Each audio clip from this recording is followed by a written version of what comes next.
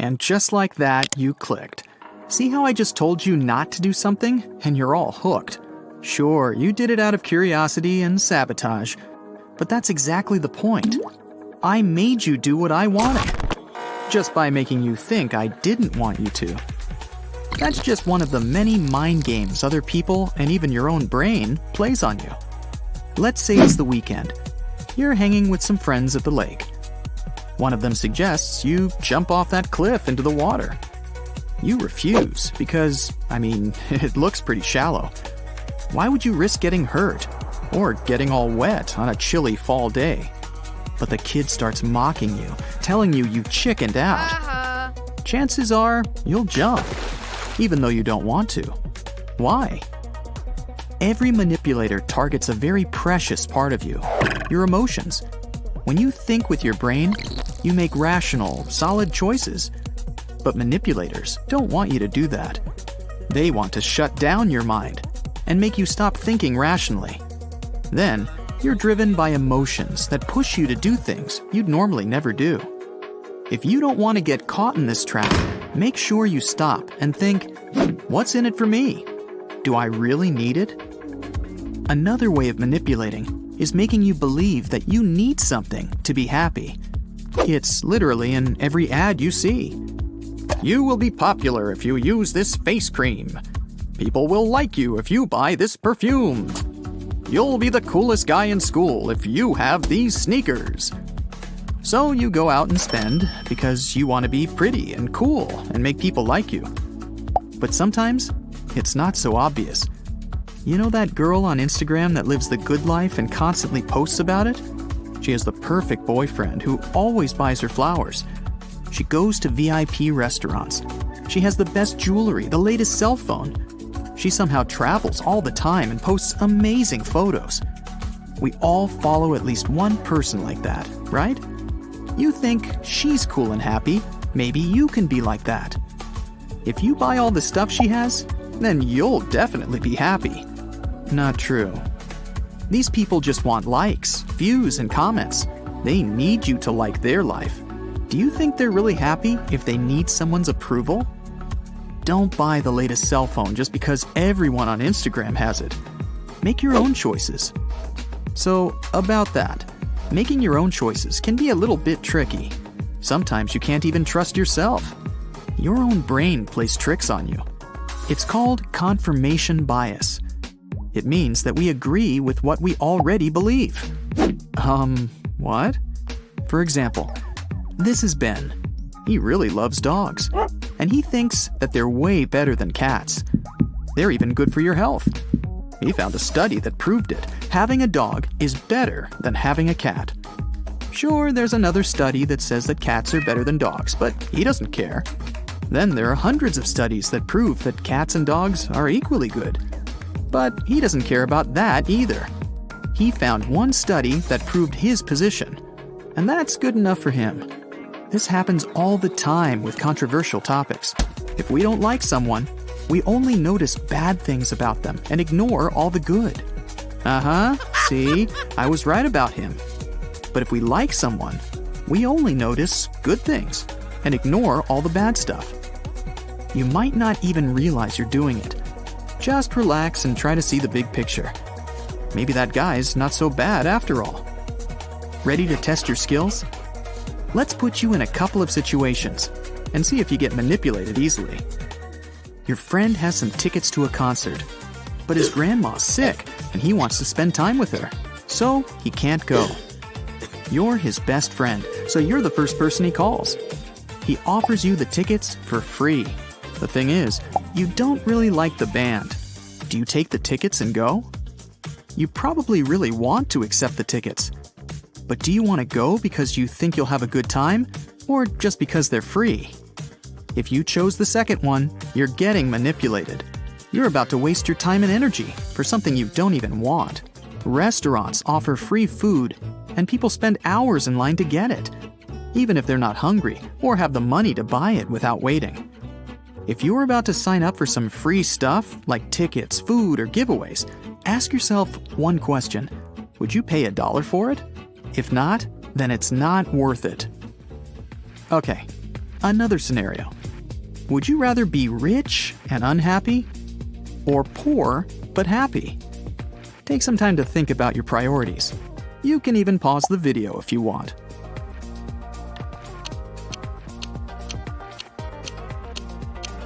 Okay, made your choice? But did you ask yourself this? Why do I even need to choose? How about both? Rich and happy. Someone gives you a choice, so you start thinking there's no other options, that you can't have everything. But sometimes, you really can. Imagine, you want to subscribe to a magazine. The online version costs $20. The print version costs $75. But buy today, and both versions together cost just $75. Which offer would you pick?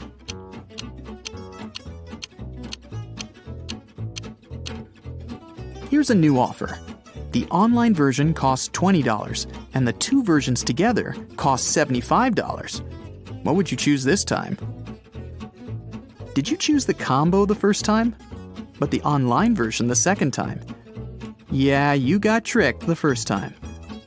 Your brain made you think you were being clever by buying both for only $75. But really, the online version is fine. The reason we get tricked is because we like to compare values instead of just looking at each option individually. Ella is 28 years old. She's single, kind, and smart. She's always been great at math, and she majored in economics. Which one's probably true about Ella? 1. Ella likes sports. 2. Ella likes sports and works as a bank analyst.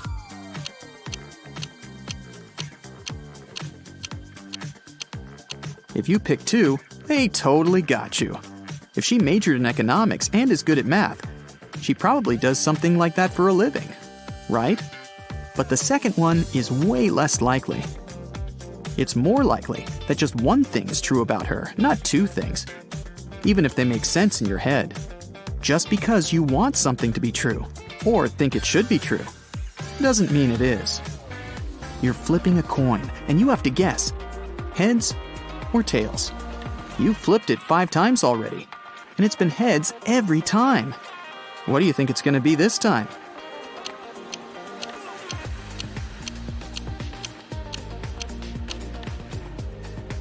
Tails, right? The problem here is that we love to look back in time. We think that something that already happened 5 times in a row can't possibly happen again. But sometimes, it's not true. 5 times in a row, or even 100 times, it's still just a 50-50 coin toss. Do you know why you check the fridge 10 times a day, even though no one went shopping? It's not because you can't remember what's in there. You do it to check if your needs have lowered enough already to eat something that's in there. I want you to pay attention to how close a person stands to you. If your friend backs away when you move closer, it may signify that your connection isn't mutual. This is especially obvious when you observe how people talk to each other in couples.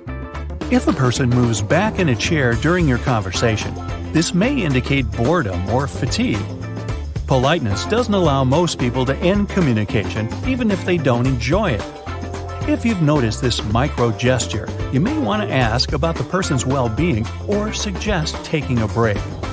When someone approaches you, even after you've moved away from them, this may indicate a desire to be dominant in your relationships or convince you of something. Body orientation is the angle of a person's body in relation to yours during your conversation. It often reveals who or what we're really interested in. Many people consider crossing arms while talking a bad habit because the audience may perceive this as a sign of vulnerability and self-doubt. This rule also applies to the legs. If you want to leave an impression of a confident and friendly person, try to stand and sit without crossing your legs and arms. Holding your hand behind your forearm is a negative signal to people around you. We usually take this position when we're gloomy or angry. And the higher you grab your hand, the unhappier you seem to people. Just like animals, people tend to demonstrate the so-called territorial behavior. The higher a person's economic and social position is, the more territory this person tends to occupy. People usually express it by making themselves comfortable in a chair, putting legs on a table, spreading their arms and legs wide apart, publicly stretching, and so on.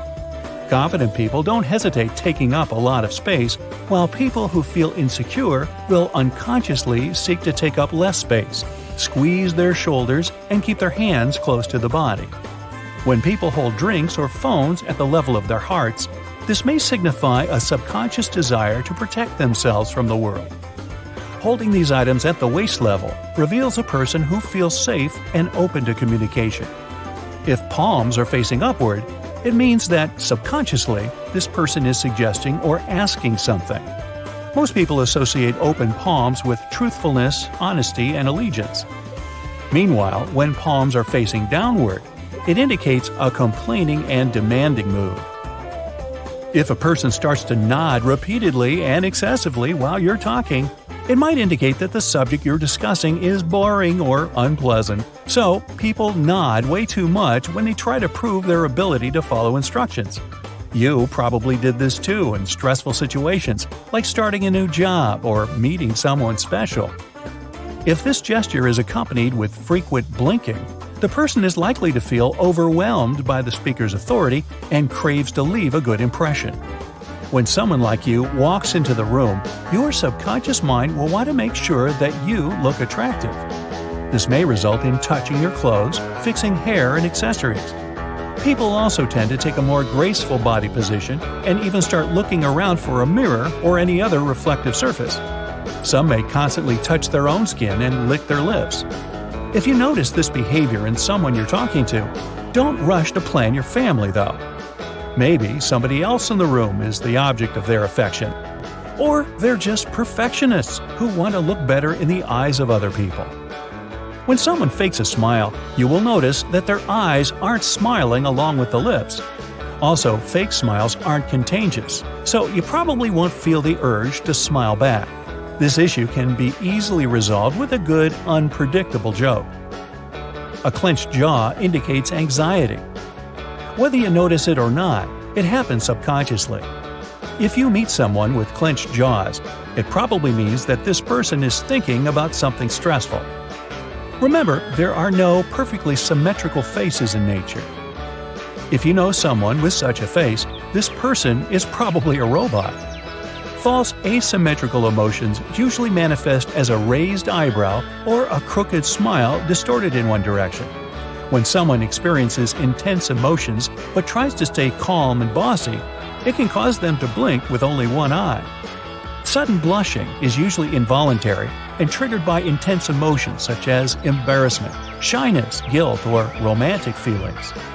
These emotional triggers force the body to release adrenaline, which stimulates the nervous system and widens blood vessels. In most cases, blushing sends a signal that the person would like to avoid unnecessary attention. Also, red cheeks often indicate people who are afraid that their secrets might be publicly revealed.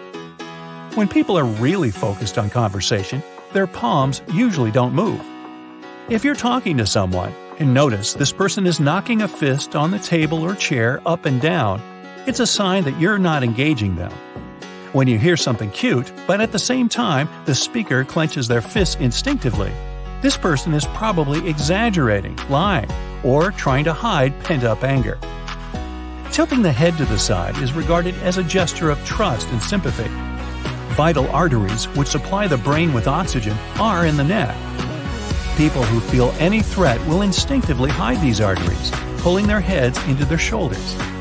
People who tilt their heads while communicating usually seem much more attractive and trustworthy because this gesture brings playful vibes. When you enter a party, chances are all eyes are on you. Keep your eyes wide open to show that you're open to this world too. When you're smiling, keep your mouth slightly open. If the smile is too wide, some people might think that it's a bit fake. Time to greet everyone here. Remember that a weak handshake may be pretty offensive. It's the first impression after all. If your handshake is firm, people instantly think you're an outgoing and sociable person. Also, those who have a firm handshake are more likely to get a job. And yeah, nobody likes touching cold hands, so warm them up before handshaking. The way someone shakes your hand can show their intentions. A glove handshake means they can be trusted, and if someone touches your arm or shoulder while shaking your hand, it probably means this person lacks communication. Throw a compliment to whomever you're talking to. Psychologists claim everything we say influences the way people perceive us. When you give a compliment and say someone's stunning, they subconsciously start thinking you're nice. It works both ways. If you complain someone's not nice, people might think it's you who isn't nice, not the one you're talking about. To get even more people to like you, try a mirroring technique. It's basically all about reflecting and repeating the body language of the person you're talking with. It's also nice to meet someone just like you.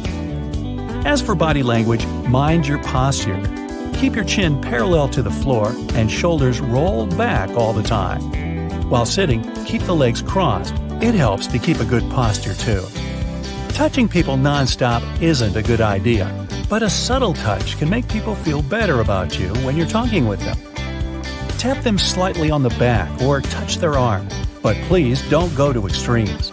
An experiment showed that waitresses who used this technique while returning the change earned larger tips. Profit from that. To make someone like you even more, try telling them a secret. It should be something personal that could be used against you. It works both ways, but your new friend must be sure you won't spill the tea. Trustworthiness is as vital as loyalty and honesty. When you talk with someone and get a dissatisfactory answer, try looking them in the eye.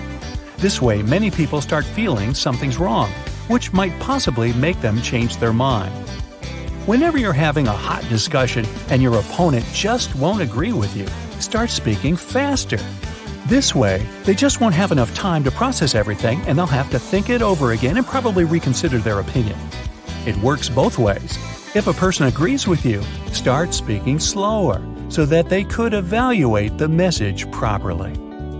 Reading body language can help you read people's minds. If someone closes their eyes, they're either hiding something or they're just tired of you. Probably both. When a person touches their mouth, it must be because they've just said something they didn't mean to, or they have a cold sore. You feel some rumbling from below. No, it's not your tummy. It's low and ominous. You look up and see strange lights hanging above the ground. They look like shimmering balls of light hovering high up in the sky. Your throat goes dry, and you gulp. That's what they call the earthquake lights. This phenomenon is poorly understood, but witnesses say they've seen it in different shapes and sizes. It could be in the form of light balls, sheet lightning, streamers, and a steady glow in the sky. Soon after, a strong earthquake follows. Scientists can't explain why those lights appear, and they don't always do either. Some believe that's a reaction of underground gases released into the atmosphere. Sure enough, an earthquake begins. But lucky you, it's not as strong as you expected. The ground is shaking, but you even manage to keep your balance. It stops as abruptly as it began, and you walk home. On the way home, you see a flash and hear a whip crack. Lightning has struck a lone tree near where you just stood. It's caught on fire, and there's a column of flames rising to the sky. Still no rain, and the pillar becomes taller and taller. Have you heard of such a thing as a fire tornado? These phenomena occur when the wind is caught in a circle close to the ground because of the difference in air pressure.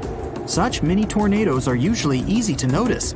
Small rubble, dust, sand, and leaves rise into the air and start flying in rapid circles.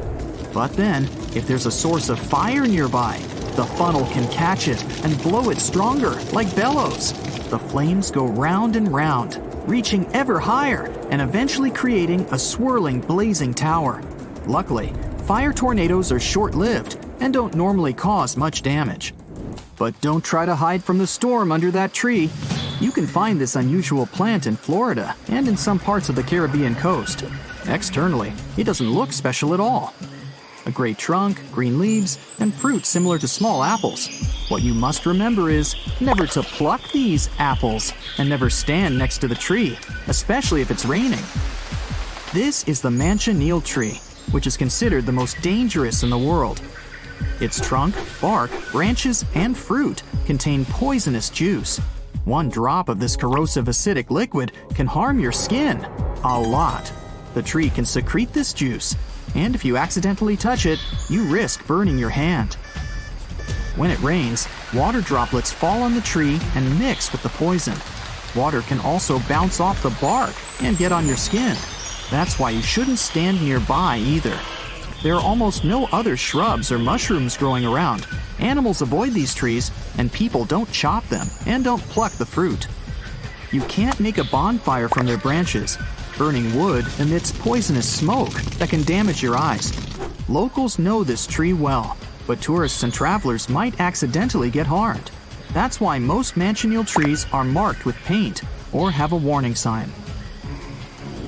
In western Venezuela, locals living close to the Catatumbo River aren't afraid of lightning because they see it almost every single night.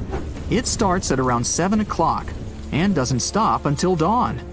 The everlasting Catatumbo lightning did once stop for a few months, from January to March 2010. It was probably due to drought, or maybe the charge ran out. In 1991, a scientist suggested that the phenomenon happens because of cold and warm air currents meeting in the area. Another theory is that the lightning could be due to the presence of uranium in the bedrock. Not all lightning happens inside clouds. There's a rare phenomenon called a dirty thunderstorm. The lightning happens above a volcano. The most famous is in Japan. It erupts almost every day and spits black clouds high into the air. So it's super scary volcano clouds plus lightning. Whoa!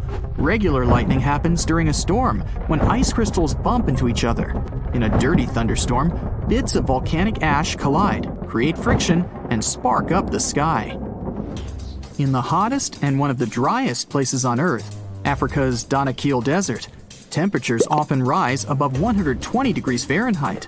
The out-of-this-world landscape has many active volcanoes and geysers that spit out toxic gases like chlorine and sulfur. The vibrantly green, electric blue, and yellow waters are all rain and seawater warmed up by magma. One wrong step here, and you'd be gone for good. This happened in June 2009. People in certain areas in Japan left their homes after a heavy downpour, only to find fish, frogs, and tadpoles everywhere. Fields, roads, lawns, and rooftops were littered with these aquatic creatures. One man was shocked to see 13 carp on and around his truck. Apparently, he stopped to count them. No one knows for sure where the bizarre rain came from, but the most popular theory claims that a powerful water spout picked up all these creatures. Then it carried them through the upper atmosphere and dropped the animals on the unsuspecting people below. And now, welcome to Abraham Lake in Canada. It's completely frozen. You step onto the transparent ice and look down at what lies beneath. No fish, just some mysterious frozen bubbles. They look like small clouds frozen in ice, or jellyfish who forgot to pack a winter jacket. There are thousands of these little bubbles made up of methane. But don't try to dig a hole in the ice to touch it. Methane is highly flammable. It's created by methane-producing bacteria that eats leaves, grass, insects, or any other organic stuff that gets into the lake. When the methane touches the frozen water, it turns into tens of thousands of frozen little balls. When the ice melts, they burst open and sizzle. Similar lakes can be found near some shores of the Arctic Ocean. There, the size of the bubbles can reach several times the size of hot air balloons. Beautiful for sure, but not exactly safe. The next shocking lake is in Indonesia, the island of Java. You come to a majestic volcano, overgrown with grass and trees. The volcano seems to be asleep, but smoke is pouring out of it. You climb to the summit. Exhausted, tired, sweaty, you're ready to cool off. Nice work, you made it to the top. You look into the mouth of the volcano. No boiling lava, just a beautiful, bright, turquoise lake down there. It looks like an oasis. Perfect time for a refreshing dip. You run down and get ready to jump in. But that's not water, that's acid! Sulfurous gases get into the lake from under the volcano. The lake itself is full of metals. When the gases touch them, they form that beautiful turquoise water. Acid. better head back to the nearest village, rest, and come back at night when it's cooler. In the dark, the lake seems to glow. Right above it, you see light-filled, exploding little clouds.